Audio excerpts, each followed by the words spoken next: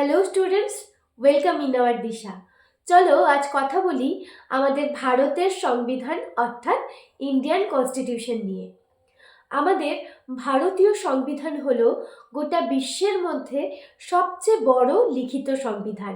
আমাদের সংবিধান রচনার জন্য প্রথম কনস্টিটিউশনাল অ্যাসেম্বলির মিটিং বসে 9 ডিসেম্বর 1946 সালে, এবং সেই দিন থেকেই কিন্তু আমাদের সংবিধান রচনার কার্য শুরু হয় এবং তা চলে 2 বছর 11 মাস 18 দিন পর্যন্ত। অতএব সংবিধান রচনার কার্য কিন্তু শেষ হয় 26 নভেম্বর 1949 সালে, আর সেই দিনই আমাদের সংবিধান গৃহীত হয়। তবে তা কার্যকর হয় তার ঠিক 2 মাস পরে, 1950 সালের 26 জানুয়ারি।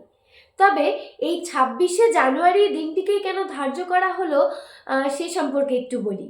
1929 সালে কংগ্রেসের লাহোর অধিবেশনে প্রথম এই দিনটিতেই পূর্ণ স্বরাজের কথা বলা হয় এবং ঘোষণা করা হয় তার পরের বছর থেকে 26 জানুয়ারি দিনটিকে স্বাধীনতা দিবস হিসেবে পালন করা হবে।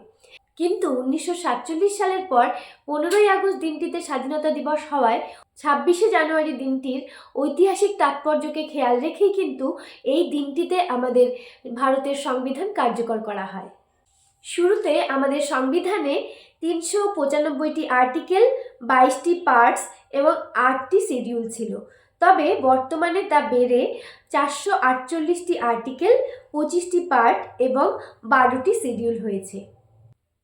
আমাদের ভারতের সংবিধানের বেশ কিছু বিষয় অন্যান্য নানান দেশ থেকে গ্রহণ করা হয়েছে। সেই দেশগুলির নাম হলো মার্কিন যুক্তরাষ্ট্র, Soviet Russia, Ireland, Australia, Canada, দক্ষিণ আফ্রিকা, জার্মানি, সুইডেন, জাপান ও গ্রেট ব্রিটেন। তবে গ্রেট ব্রিটেনের ভারত শাসন আইন 1935 হলো আমাদের স্বাধীন ভারতের সংবিধানের মূল উৎস।